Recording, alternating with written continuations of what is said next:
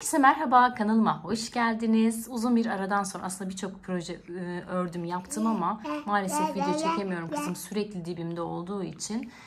O yüzden de video anlamında uzun bir aradan sonra karşınızdayım. Çok tatlı, böyle sevimli bir rafya çanta çalıştım. Duruşu şahane. Özellikle şu astar detayı çok farklı bir hava kattı. Benim çok içime sindi. Burada kullanmış olduğum bu aparat da bence çok güzel, farklı bir hava kattı. Yapımı çok zevkli, keyifli. Yani hiçbir zorluğu yok. Şöyle alt tabandan başlayıp normal örmeye devam ediyoruz. Şurada farklı bir örgü modeli kullandım. Aslında ben bunu Korelilerde gördüm, bu çanta modelini. Onlar böyle makrome tarzı bir iple yapmıştı. Ben de makrome ile denedim. Bizim makromelerimiz de hiç güzel olmadı. O yüzden de böyle rafya iple denedim. Bence şahane oldu. Özellikle şu detay vesaire çok güzel bir hava kattı. Sanırım ben küçük yumak olarak şöyle göstereyim, bakın şu boyutlarda yumak olarak 2 yumak kullandım. Ama siz normal rafya boyutunda, hani 200 gramlık rafyadan sanırım bir tane yeterli olur diye düşünüyorum.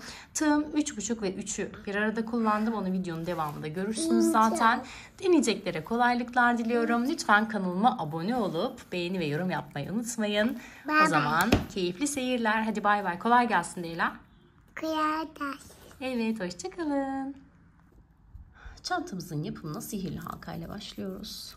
Sihirli halkamı yapıyorum. İpimi sabitliyorum ve içerisine gevşek bir şekilde şöyle 6 tane sık iğne yapıyorum. Elimi hiç kasmadan, bakın ara ara da şöyle halkamı daraltıyorum. 3 4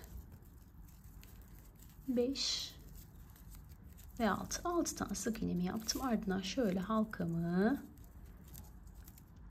iyice daraltıyorum kısa ipimi çekerek. Daha sonra bakın ilk yaptığım sık iğneye batıyorum. Ve bir tane daha sık iğne yapıyorum. Bu üst sıranın ilk sık iğnesi oluyor. Bunun içerisine şöyle hemen ayrıcımı takıyorum. Şimdi ikinci sıraya geçmiş oluyoruz. İlk ilmeğimizi yapmıştık. İkincisini yaptım aynı noktaya. Şimdi bakın her sık iğneye şöyle 2'şer defa sık iğne yaparak 6 tane olan sık iğne sayımı burada 12'ye çıkarıyorum. Hepsine ne yaptım? Gördüğünüz gibi çift batıyorum.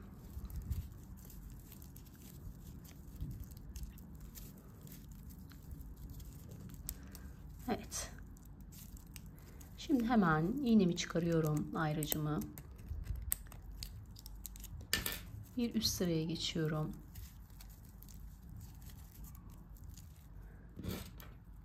İlmeğime hemen ayrıcımı takıyorum. Bir üst sırada da yapacağımız işlem bir tek bir çift. İlkini tek sayıyorum. İkincisine hemen çift battım. Tek batıyorum. İkincisine hemen birincisini yapıyorum. Aynı noktaya tekrar bir tane daha yapıyorum. Sıradakine bakın. Tek batıyorum.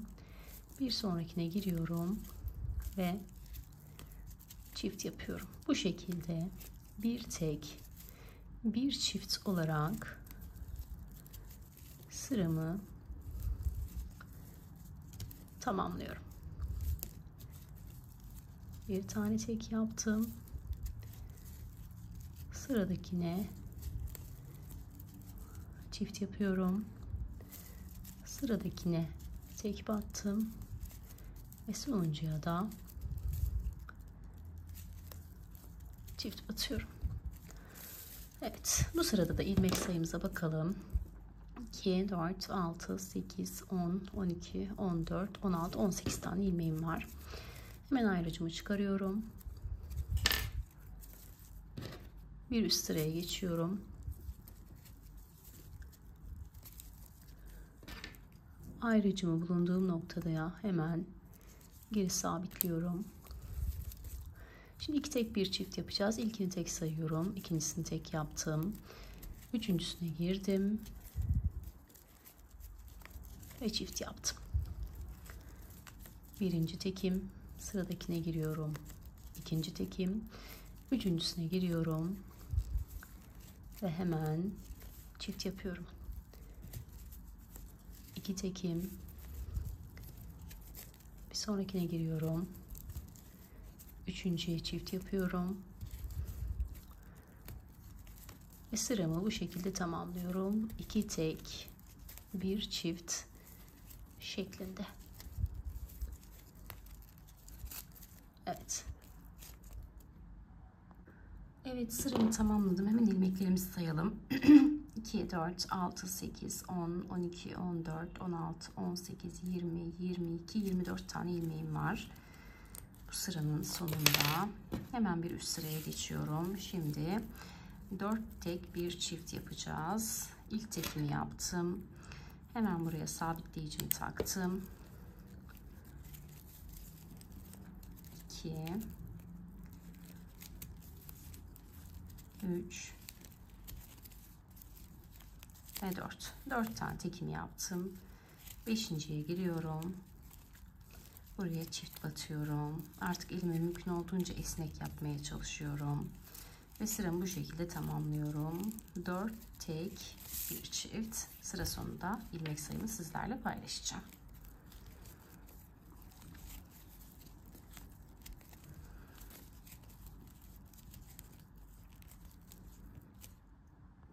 Evet, 30 tane ilmeğim var. Hemen bir üst sıraya geçiyorum. Bu sırada da 5 tek bir çift yapacağım. 2, 3, 4 ve 5. Bakın 5 tane tekimi yaptım. 6.'ya hemen geliyorum. Ve çift batıyorum. Şimdi sıramı bu şekilde tamamlayacağım. 5 tek bir çift. Evet, 5 tek bir çiftimi yaparak sıramı tamamladım. Şimdi ilmek sayımı sizlerle paylaşacağım. 2, 4, 6, pardon 2, 4, 6, 8, 10, 12, 14, 16, 18, 20, 22, 24, 26, 28, 30, 32, 34, 35. Bir ilmekte yanlışlıkla var sanırım. Bir saniye, 36 olması lazım. 2, 4, 6, 8, 10, 12, 14, 16, 18, 20, 22, 24, 26, 28, 30, 32, 34, 35, 36 olması lazım. Bu sırada çift olması lazım. Yani tek olmaması lazım. Şimdi bir sonrakine girdim. Buraya hemen çift yapıyorum. Bir üst sıraya çift yaparak başlıyorum ve 36 ilmeğe ulaşıyorum. İlmek sayınız eksik gelirse burada benim yaptığım gibi çift batarak ilmek sayısını ayarlayabilirsiniz. Evet, bir üst sıra için 1, 2, 3, 4, 5 ve 6. 6 tane tekimi yaptım. 7.'ye giriyorum. Hemen çift batıyorum. Bu şekilde sıra sonuna kadar aynı işlemi tekrarlıyorum. 6 tek bir çift. Evet, 6 tek bir çift yaptım ve ilmek sayım 41 oldu. Yine sonuncuya çift battım tekrar ve 42'ye ulaştım. Burada ben ilmek sayısını çiftlemek için birer tane fazla yaptım. Siz de ona göre, yani benim verdiğim sayıya ulaşmak için fazladan batabilirsiniz. Şu an 42 tane ilmeğim var. Şimdi 7 tek bir çiftle devam edeceğiz. Yine ipimi bakın ilk ilmeğe batırıyorum ve buraya ayracımı takıyorum. Şimdi 7 tek bir çift yapacağız. Ve sıramızı buna göre tamamlayacağız. İlkini yaptım. 2, şöyle ilmekleri uzatarak yapıyorum. 3, hasır görünümlü olsun diye. 4, 5, 6 ve 7. Bakın 7 tane tekimi yaptım. 8.'ye giriyorum. Hemen çift batıyorum. 7 tek bir çift şeklinde sıramızı tamamlayalım. Sonra devam edeceğiz. Evet, 7 tek bir çifti tamamladım. Şu an 47 tane ilmeğim var. Yine sonuncu ilmeğe çift batarak 48'e ulaştıracağım. Önemli olan burada 48 sayısına ulaşmamız. Şimdi bir sonraki sıra için hemen ilk ilmeğimi yapıyorum. Burada da yapacağımız işlem 8 tek bir çift. İlkini yaptım. 2 3 4 5 6 7 ve 8 tane tekimi yaptım. 9'uncuya geliyorum ve çift batıyorum. Bu şekilde sıra sonuna kadar aynı işlemi tekrarlıyoruz. Evet, 8 tek bir çift yaparak sıra sonuna doğru geldim. 3 tane ilmeğim kaldı. Bakın şu 1, 2 tane ilmeğime tek battım. Sonuncu ilmeğime çift batıyorum ve sıramı bu şekilde tamamlıyorum. Şimdi bakalım kaç tane ilmeğimiz olmuş. Hemen bir sayalım. 2, 4, 6, 8, 10, 12, 14, 16, 18, 20, 22, 24, 26, 28, 30, 32, 34, 38, 40, 42, 44, 46, 48, 50, 52, 53, 54 tane ilmeğim var. Şimdi bir üst sıraya geçiyoruz.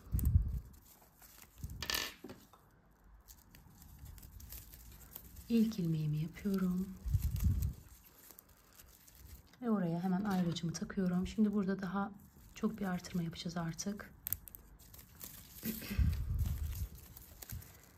Birincisi 2 3 4 ve 5 tane tekimi yaptım. 6.'ya giriyorum. Çift yapıyorum. 5 tek bir çift şeklinde sıramızı tamamlıyoruz. 5 tek bir çift. Evet, 5 tek bir çift yaptım. Sıra sonuna geldim. 63 tane ilmeğim var şu an. Şimdi bir üst sıraya geçiyorum hemen. 64'e tamamlamayacağım bu sırada. Bir üst sıraya geçiyorum. Tamamen doğaçlama örüyorum. Şimdi de 6 tek bir çift yapacağız. 1 2 3 4 5 ve 6 tane tekimi yaptım. 7.'ye çift batıyorum. 1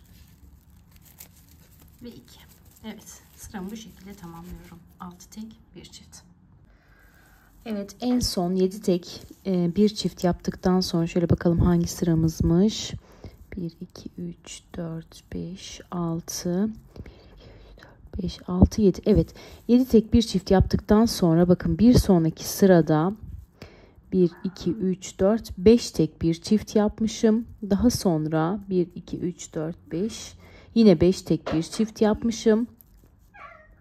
Bir sonraki sırada 1 2 3 4 5 6 tek bir çift yapmışım. Bir sonraki sırada 1 2 3 4 5 tek bir çift yapmışım ve son olarak da her ilmeğe birer tane batarak 98'e ulaştığım ilmeği bir sırada düz bir şekilde örmüşüm ve tabanım hazır. Şimdi bu aşamada şöyle güzel bir ütü basacağım ve tabanım hazır olacak. Aşamayı çekmiştim ama kaydetmemiş maalesef, ama söz olarak söyledim. O şekilde yaparak bu sayıya ulaşabilirsiniz.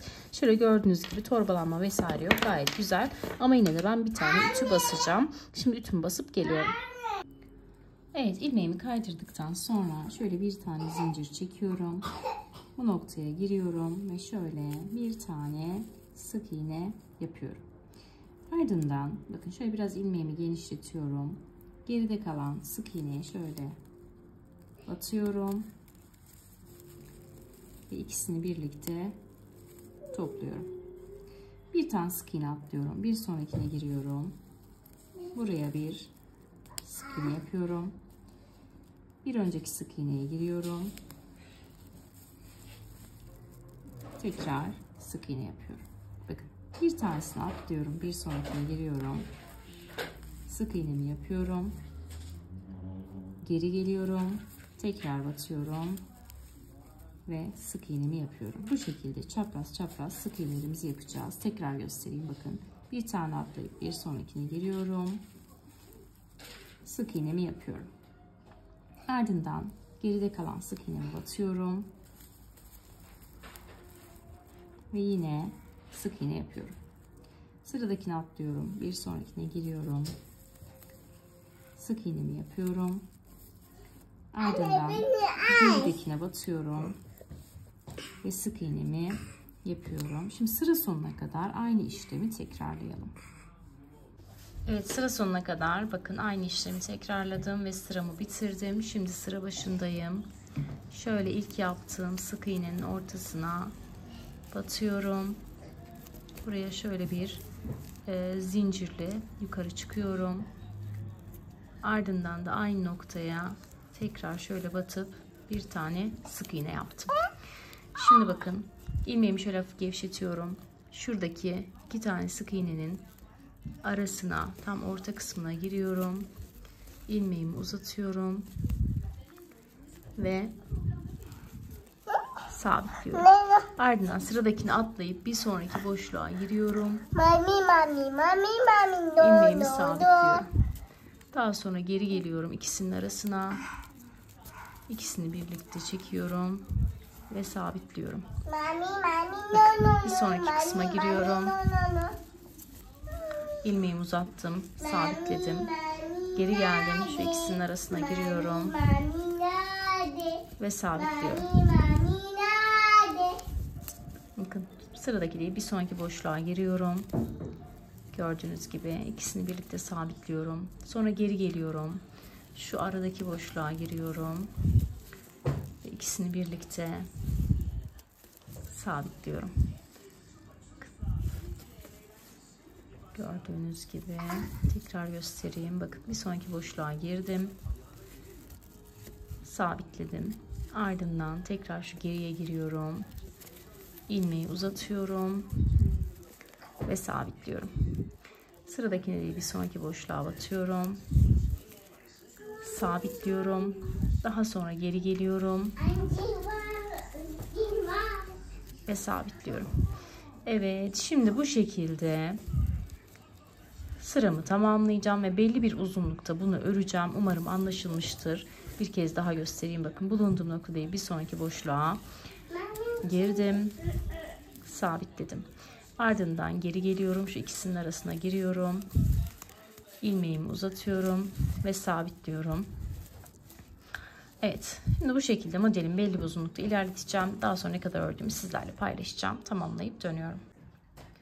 Evet, bu şekilde 9 sıra ördüm. Bakın şöyle sayalım. Şuradan sayalım. 1, 2, 3, 4, 5, 6, 7, 8, 9. 9 sıra ördükten sonra şimdi diğer modelimize geçiyoruz. Burada 3,5 milim tığ kullanıyordum. Şimdi bunu bırakıyorum. 3 milim tığıyla devam edeceğim. Evet anneciğim, iyileştin. Işığı yaktığın için teşekkür ederim Ela'cığım. Şimdi şöyle 1, 2, ay pardon, burada bir değişiklik yapacaktık. En son kaydırdıktan sonra şöyle bakın, şu ilmeğin ortasından giriyorum. İlmeğimi kaydırıyorum. Ardından da 2 tane zincir çekiyorum. Şimdi bakın, bir sonraki ilmeğin şöyle iç kısmından giriyorum. Anne. Efendim canım. Ve buraya şöyle. Anne, dizime kıvam sürdün. Evet anneciğim, ikili trabzan yaptım. Arada bir tane zincir çekiyorum. Bir tane ilmek atlıyorum. Bir sonrakine giriyorum. Anne, giymeyeyim. Ve buraya. Ama bana engel olmayacağına söz vermiştin. İkili trabzan yapıyorum. Doluyorum. Bir sonraki boşluğa giriyorum. Yine ilmeğin arasına. İkili trabzan yapıyorum. Arada bir zincir doluyorum. Sıradakini atlıyorum. Bir sonrakine giriyorum.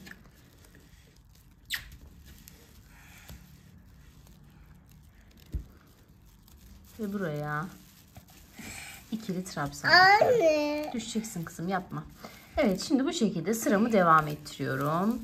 İkili Bak trabzan. şimdi de içine taşımış. Evet. Arada bir Şimdi zincir. Şimdi de Bir tane böcek ilmek atla. taşımamış Bir sonrakine anne. yine ikili trabzan. Şimdi de Evet, bu şekilde sıramı tamamlayıp dönüyorum. Evet, sıra sonuna geldim. nerede? Arada yine bir zincirimi çekiyorum. İlk başladığım trabzanı şöyle tepesine batıyorum. Tam hatta şu kısma batalım. İlmeğimi kaydırdım. Evet, bu şekilde sıramı tamamlamış bulunmaktayım. Şimdi bir üst sıraya çıkmayı göstereceğim. Daha sonra da zaten modelimiz 6 sıra falan tekrardan ibaret. Şimdi bakın, 2 zincirle yukarı çıktım. Hemen yanındaki bir alttaki trabzanın tepesine batıyorum. Yine alt sırada yaptığımız işlemin aynısını yapacağız. Arada bir zincirimi çekiyorum. Doluyorum. Şimdi bakın, sıradaki trabzanın tepesine bu sefer alttan batıyoruz, aradan değil. Tepesine battım ve trabzanımı yaptım. Doladığım sıradakine giriyorum. Trabzanımı yapıyorum. Bakın bu şekilde. Arada bir tane zincirim var. Doluyorum. Sıradaki trabzanın tepesine giriyorum. Buraya hemen ikili trabzanımı yapıyorum. Doladım. Yine sıradaki trabzanın tepesine batıyorum. Ve ikili trabzanımı yapıyorum. Evet, bu şekilde bu modelimizin ikinci sırasını yapıyoruz. Şimdi bu şekilde 6 sıra yapalım. Daha sonra devam edeceğiz. Evet, trabzan grubumu şöyle 5 sıra yaptım. 1, 2, 3, 4, 5 bence yeterli oldu. Çünkü üzerine daha sık iğne ile geçeceğiz. Çok böyle uzun silindir gibi bir şey olsun istemiyorum. O yüzden de şimdi sık iğnelere başlayacağız. Tamam kızım. Bakın, bulunduğum noktadan direkt şöyle ilmeklerin içine batarak iç kısımlarına sık iğne yapmaya başlıyorum.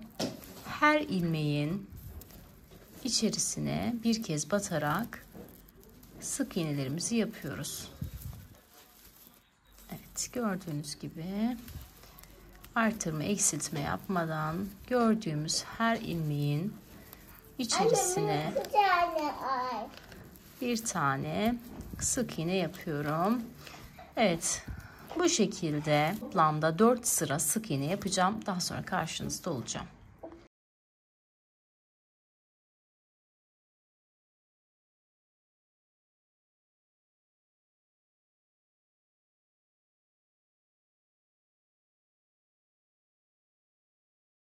Evet, 4 sıra sık iğne yapalım demiştim ama 3 sıra bence yeterli oldu. 3 sıra sık iğnemi yaptım.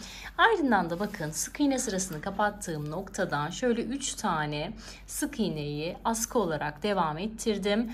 Askı yaparken biraz böyle gevşek gevşek aldım. O yüzden böyle daha farklı bir görünüm oldu. Çok sıkı yaparsanız hem sert oluyor, örümü zor oluyor, hem de duruşu böyle olmuyor.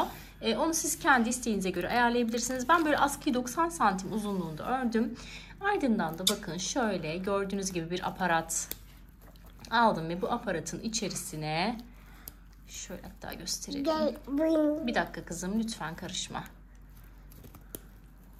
Açamadım, kızım kucağımda oturuyor her zamanki gibi. Evet. Şöyle bakın. Evet. Çıkardın. Evet, bu şekilde bir aparat aldım. Bunu siz de alabilirsiniz. Gerçekten güzel, kullanışlı bir şey. Şık, duruşu da çok şık. Onu da şöyle askının bakın karşı kısmında kalan noktaya, ben de seni seviyorum kızım, şöyle alttan geçiriyoruz. Ve bakın sabitliyoruz. Ardından da şu uç kısmını, yaptığımız askının uç kısmını şöyle bakın iyice çekiştiriyorum. Biraz bu kısmı inceltiyorum takımı kolay olsun diye. Şöyle bağlıyoruz. Evet, ve daha farklı bir tarz oluyor. Evet, gördüğünüz gibi bu şekilde. İçerisine şöyle güzel bir astar diktim. Şöyle biraz dışta bıraktım. Aslında kese yapacaktım ama yani çok kullanışlı olmaz diye düşündüm keseyi. Çünkü günlük hayatın yoğunluğunda keseyi aç, büzgüsünü vesaire uğraşmak istemedim. O yüzden de böyle bir astar diktim. Bakın astar bu şekilde. Şöyle üstten diktim bilerek, böyle duruşu böyle olsun diye. Sonra da böyle uygun bir çıt çıt diktim. İçerisine de astar yaptım. Gayet tatlı, şık bir çanta oldu. Yapımı çok basit. Sadece küçük olarak 2 yumak kullandım ben. Rafiye ip. Belki büyük rafiye iplerden alırsanız 1 yumak bile yeterli olur diye düşünüyorum. Bence şu detay gayet güzel oldu. Bu detayı mutlaka yapmanızı tavsiye ederim. Şöyle bakın, gayet hazır gibi şahane bir çanta oldu. Boyutlarını da söyleyeyim isterseniz. Evet, boyutlarını da şu an ekrana yazdım. Çok küçük bir çanta değil zaten. Gayet güzel, orta ebatlarda güzel bir çanta oldu. Deneyeceklere kolaylıklar diliyorum. Lütfen kanalıma abone olup yorum yapmayı unutmayın. Destekleriniz çok önemli videolarımın devamlılığı için. Başka bir projede görüşmek dileğiyle. Hoşça kalın.